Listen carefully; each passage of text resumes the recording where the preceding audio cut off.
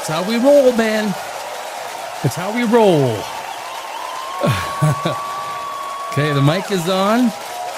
Levels look okay. The crowd is cheering. Holy jeez, holy jeez. So, it is Christmas. Merry Christmas. Merry Christmas. Oh, I want to do an applause. I got to do an applause for Merry Christmas. Merry Christmas. I got the Grinch. I got the Grinch filled with red wine. My usual half a glass, maybe? Half a glass? 2/3 of a glass. Could be a full glass, actually. I actually started about a half hour before the show, so I was like, it's Christmas. And we're doing Supergirl. And touching on Superman, doing the Gunn-Verse. I spent 20 years in Hollywood. 20 years. And as a screenwriter, to understand when you write a screenplay and how that screenplay goes from screenplay to actually creating audio visual images from that screenplay is a very difficult process. It's not an easy process to do. So when you write a screenplay, you can have the director really screw up a really strong screenplay.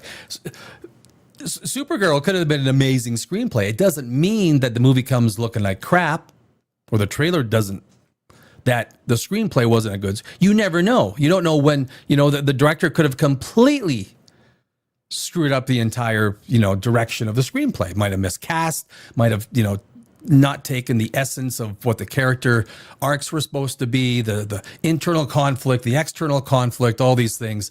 And it turns into movie junk. Now, when the writer is the director, there's no excuses. James Gunn was the writer for Superman, and he was the director for Superman. He was not for Supergirl. He wasn't the writer and director for Supergirl. That was, I forgot his name. But it's surprisingly, the two movies, he was the producer. Producer has all the power, right? The producer is the boss. The producer is the puppet master. So I'm sure that he was directing from, not too high above. Not too high above. Superman, and here's the problem with Superman. There's two key relationships with Superman. The first one is Lois Lane. And our first interaction between Superman and Lois Lane was so militant. We hated Lois. She attacked Superman, badgered him, basically said that, he was doing stuff, maybe even killing people. And then Superman had to stand up and say, people were going to die. This is how you want to introduce the Lois relationship with Superman. To Zack Snyder's credit, he made a very compelling relationship with Superman and Lois. That is one of the fulcrums of a Superman movie.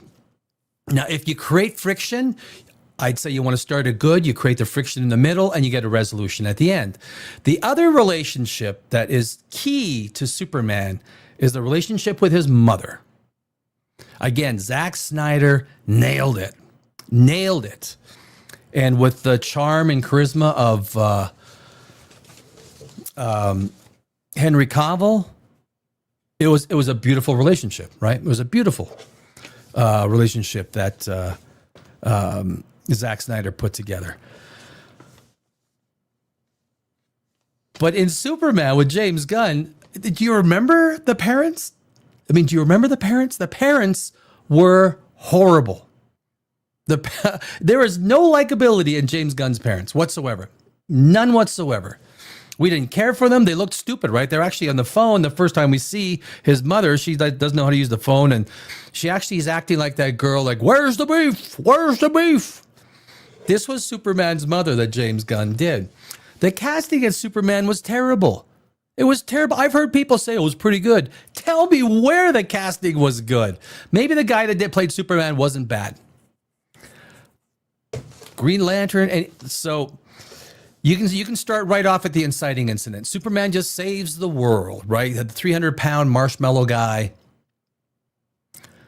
As he saves the world, we get the big screen trying to convince us that Superman is a terrible person. In 1 minute and 30 seconds, 1 minute and 30 seconds after Superman just saves the world is now convinced he's a terrible monster because he has a super harem or something like that. And he has to give himself in because of a super harem. And so because he has a super harem, he has to give himself in. Or because his parents said, go take over the world, son. I'm still confused. Why did he have to? What did he do illegal? Hey, if I could keep a super harem, I probably would. But I'm not Superman. I'm not Superman. The inciting incident was terrible. The plot was making decisions for the character. It was choppy. It was Lego. At the end, Baravia. When Baravia attacked, remember when Baravia attacked? It looked like a really bad B movie. It looked like I mean, I don't even know what it looked like. It looked so bad. It looked so bad. The end of Superman, and then you're telling me that Lex Luthor can verbally yell out comments to a guy. He can input the comment to make the clone do something faster than Superman can react. I mean, last I checked, Superman can react at near the speed of light. So you want me to believe that Lex Luthor say B4, B7 is going to beat Superman was such a stupid movie. The only reason it did what it did is because so many people were intrigued. Superman 2 will not get that. I'm not even sure if he's going to be able to get a Superman 2. But Superman, the 2025 was a bad movie. Very bad movie. As a matter of fact, at the end, with they looked like he was fighting Anakin Skywalker. Right? I mean, he had the long hair. Was that a young Anakin Skywalker? Was it? Like, but so this whole thing with Supergirl starts with Superman.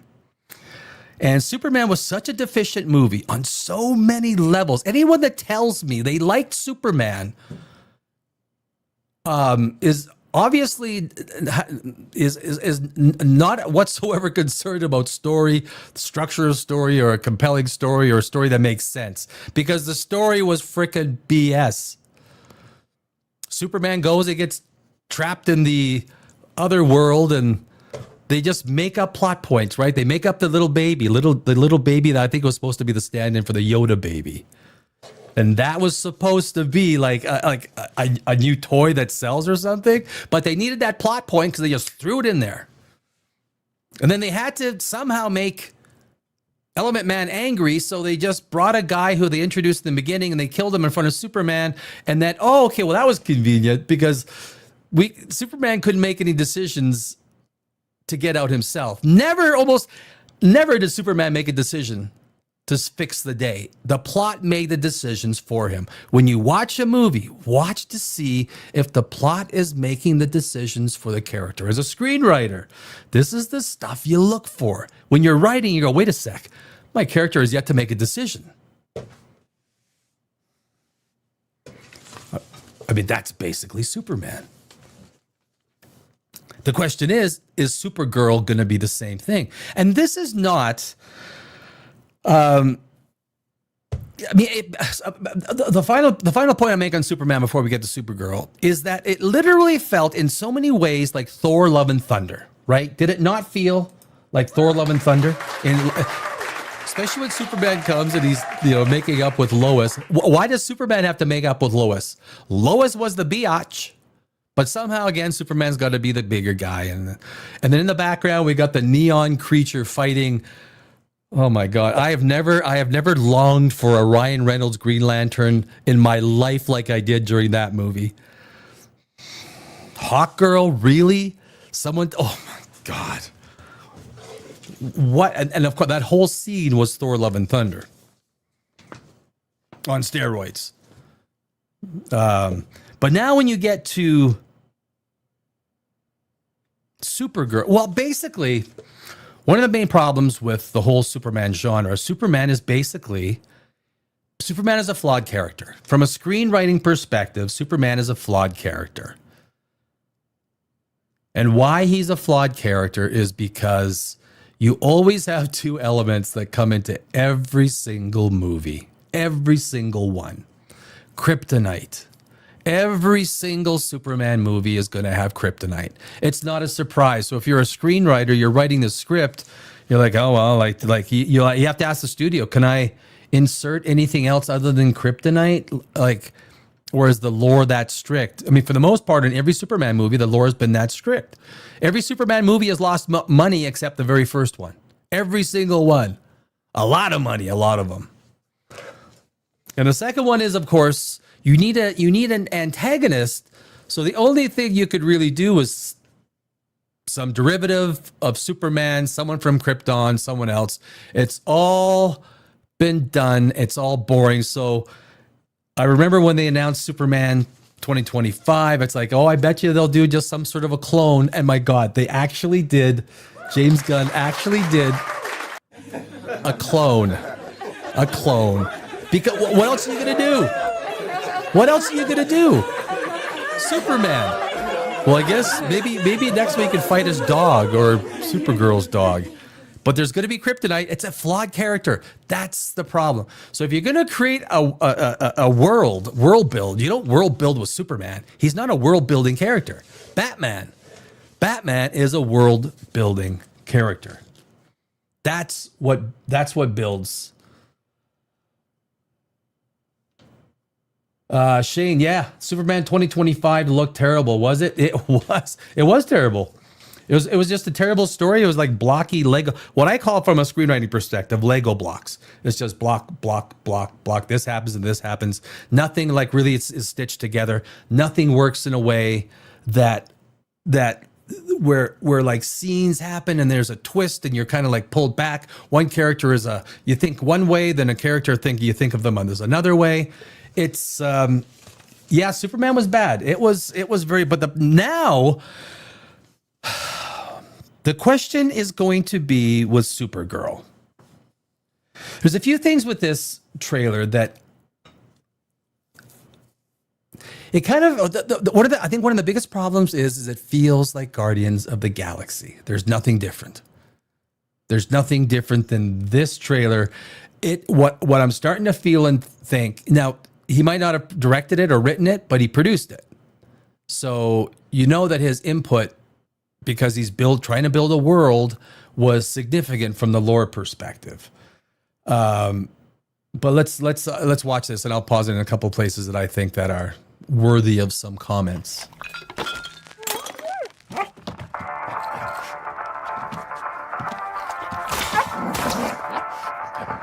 So I guess one of the things he wants you to take away, here you got a dog walking through a very, very messy apartment. Right? That's an obvious takeaway. So he's trying to set up Supergirl, her current condition. So the character arc is a very basic character arc. She is out of her teenage years, 23 years old. And we see a Superman newspaper on the floor. Now, if you watch that, Superman was a nuclear reactor, and then on the far right, you see Supergirl rescues cats. And of course, this says a lot. This little thing, yes, we see Crypto peeing on the paper, but what this says is it establishes the character early on. So this says that Superman is out there saving the world, doing stuff that counts. Supergirl is rescuing cats out of trees. And of course, the idea is, and the simple character arc is, that this is a 23-year-old who is drinking. I'm not sure why alcohol even affects Supergirl, but this is a girl who is drinking, maybe a little out of control. Her apartment's a disaster, but this takeaway is a big one because it says, like I said, Superman is saving the world and Supergirl is saving cats. And that's a major takeaway in terms of what the character arc for Supergirl is supposed to be. You managed to get most of it on the paper this time. Good job, buddy. There's been a lot of talk about Millie Alcock, whether she was a good casting choice. I think she was actually an okay casting choice. She's got a bit of personality. She's got some edge. She was okay in House of the Dragon. I don't think she's going to be a bad choice. Cars are out. Hereby declare I mean, that was basically Guardians of the Galaxy feel, right? I mean, I don't know. I mean, this is a James Gunn movie basically now feels like Guardians of the Galaxy. And he's got to get away from that. Whether, you know, his director, his writers or whatnot, they've got to get away from that James Gunn feel or that Guardians of the Galaxy feel. Even the tone, everything with this comes across almost immediately as Guardians of the Galaxy. The 23 will be the best year yet.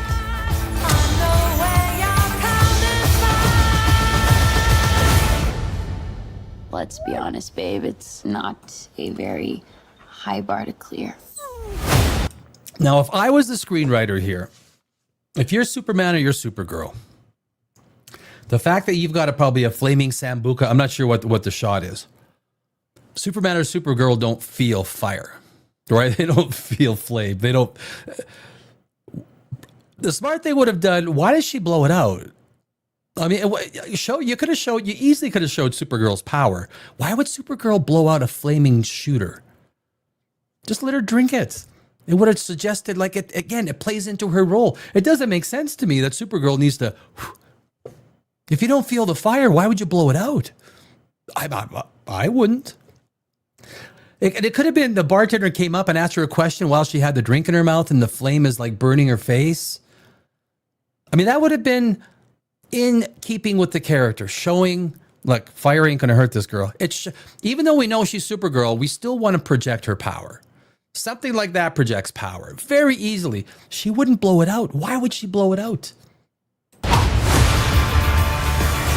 I didn't know any of you were still alive. What was it like to lose everything in a day? Proton didn't die in a day. The gods are not that kind. So a big theme is, obviously, we're not seeing her with her Superman costume. So she is covering up her Superman costume, and that's probably part of the character arc, right? She's going to go through this character arc. She's basically a teenager at 23, trying to deal with alcohol, trying to deal with this. She's a bit of a biatch, bit of a lazy. She's rescuing cats. Superman is rescuing the world. It's an easy character arc. And the fact that she's wearing a trench coat the whole time tells you, and we never see her, and James Gunn will not show you the Superman. It's kind of like Godzilla, right? You don't get to see Godzilla in the trailer. You go to the theater to see Godzilla. It's almost like what he's doing, they're setting up Supergirl in the Supergirl costume as the payoff. It is the point in time where Supergirl goes through her character arc. She becomes something more. I mean, you don't want her to become goody two-shoes at the end of the movie. But so far, we don't really have too much in this trailer that's basically, he's gotten across that she is a bit of a partier. That's it so far. Okay, this does not look like this is gonna end well. Now, if I was the screenwriter, I'd stop it there because the next sentence ruins this entire scene. So you got all these guys, you just point all of these guns on Supergirl. And she says, it doesn't look like this is going to end well. That's it. Stop it there. Why? Because you want to ask yourself, does she mean for her or for them? I think she means for her, right? Because she's Supergirl? Or do these guys have some sort of a power that they might kick her ass? Or does she know that she's in trouble now? It creates tension. We don't need to know. Show us. Show, don't tell. It's a big thing with movies. But instead, what they do... For you guys. Why ruin it? Okay, so now, you know what now happens? We get a fight and we do this. Because the director just told us that she's about to kick everyone's ass. You leave it at this isn't going to end well. This is screenwriting 101. This is what concerns me with Hollywood, with the Gunn-Verse. With this, like what I would almost call, like, and I have screenwriting friends, and this is like Mickey Mouse screenwriting. No one's taken an English creative course or something. But if I would have saw that in the script, I would have said, why are you telling? Just let Supergirl kick everyone's ass. Let everyone think that maybe she might get her ass kicked. when she says, this isn't going to end well.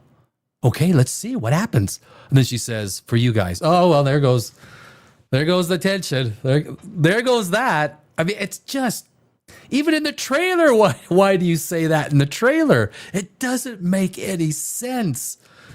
Any tension we could have had is gone. So even if we see half of the fight or like a fraction of the fight, at least we're thinking going into the movie, does she get her ass kicked in that scene? No, we know because she told us, what's going to happen.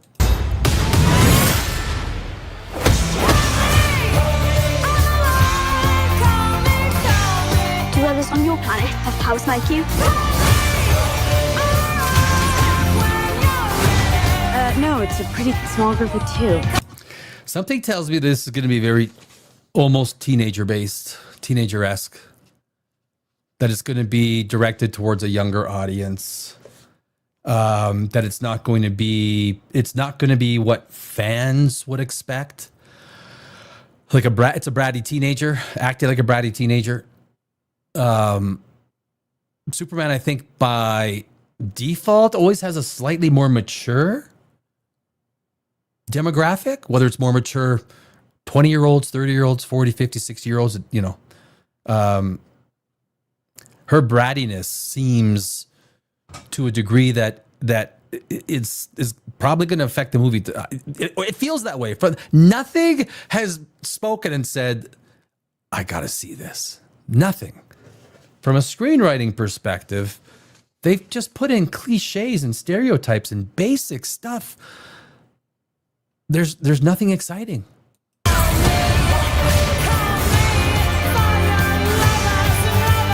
What, Superman? Now, Lobo is probably the only thing. And they showed him for a few seconds, but that's smart. They probably should have given him maybe a little bit more of a face, a little bit more. But if there's anything that builds mystery, that builds mystique, that builds a desire is Lobo, right? It's the only thing. The characters he plays, he does a pretty good job. And he seems pretty a good casting for him to play Lobo. So, but that is the one thing that is going to draw people to the movie. 2.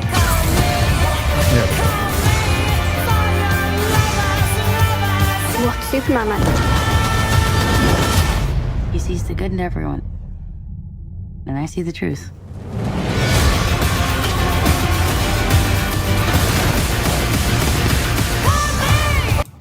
So there's a pretty generic fight at the end. Moves. I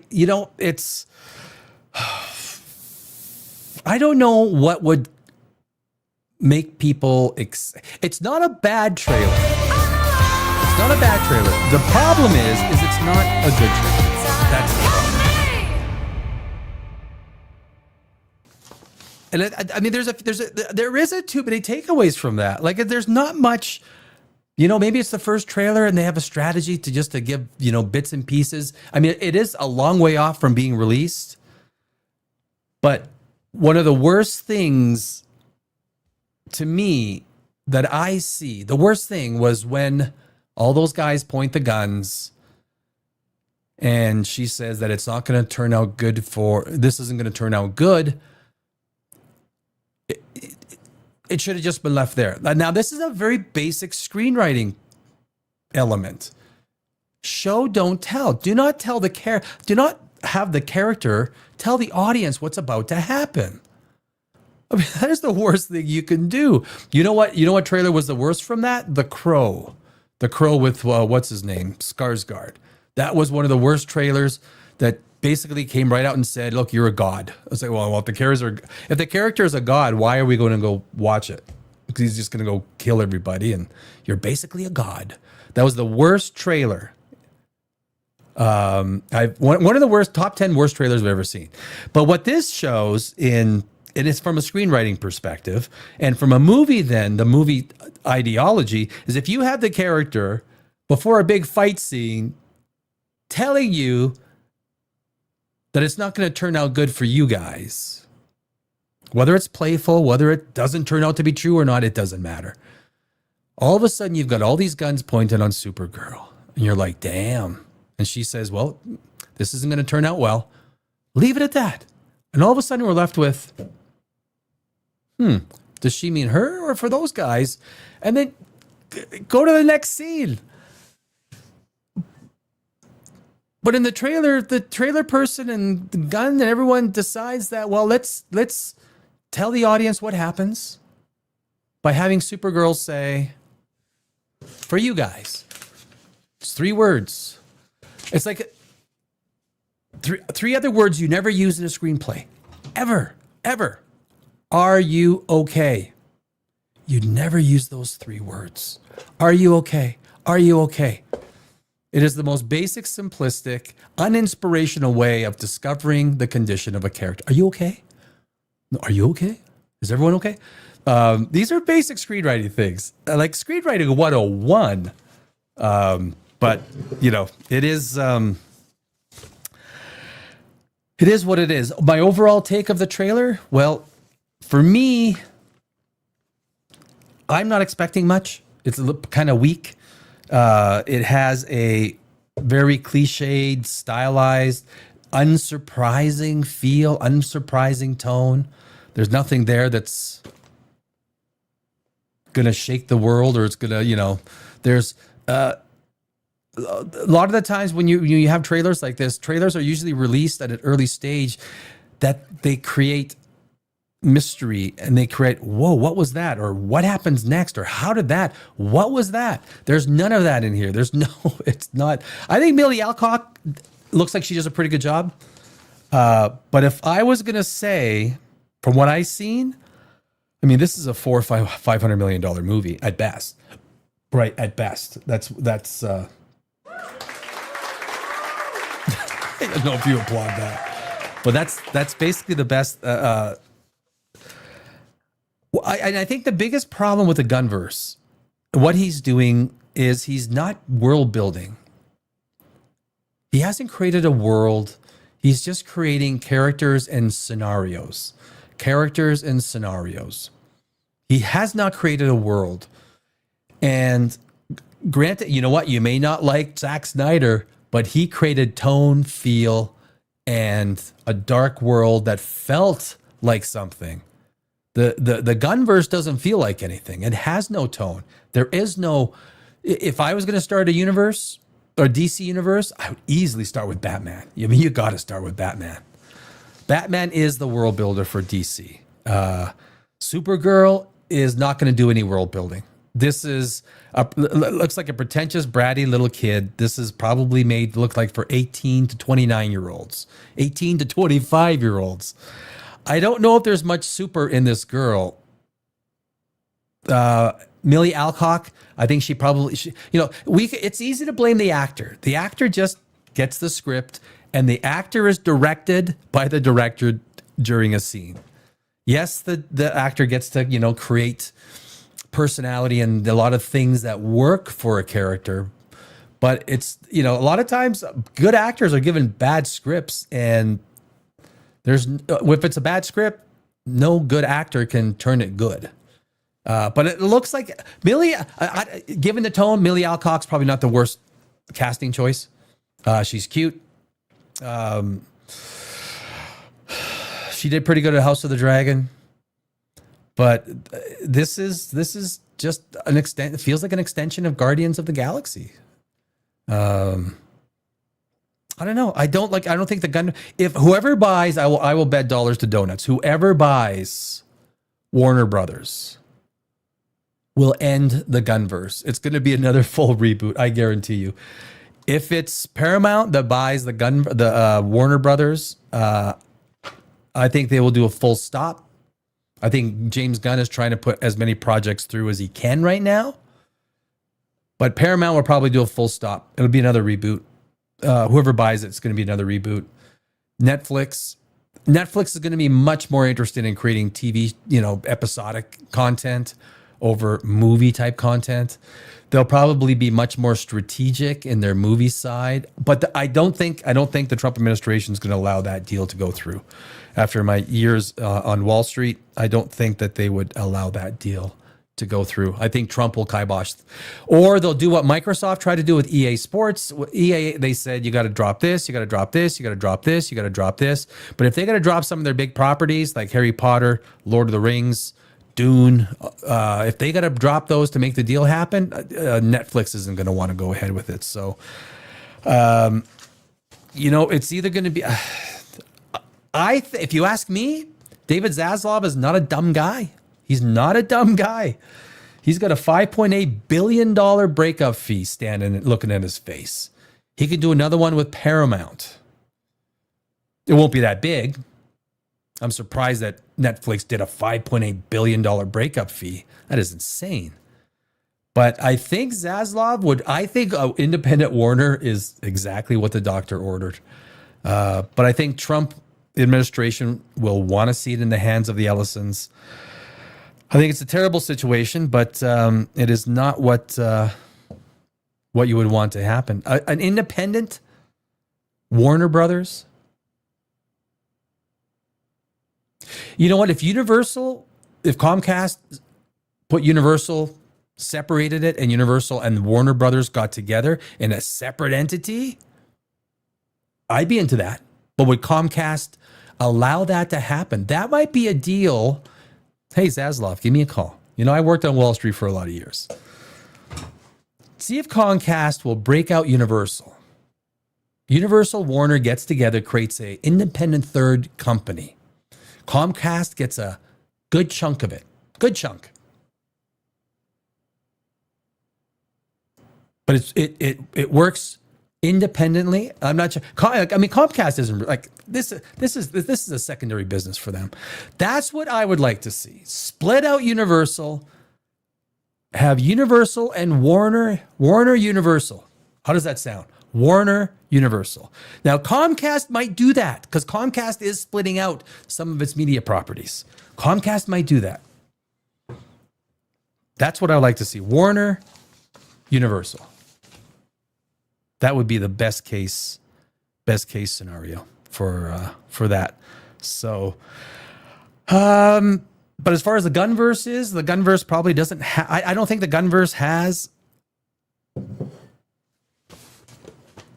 much of a future. Even with I talked to a lot of. I spent 20 years in Los Angeles. I talked to a lot of my friends in screenwriting.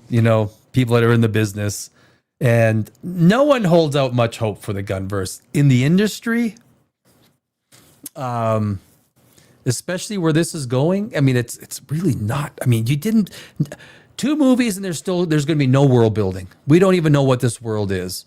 We won't know what this world is until there's a real Batman. But Batman 2 is coming out, which has nothing to do with the Gunn-Verse. What a stupid move! What a stupid move! Unbelievable.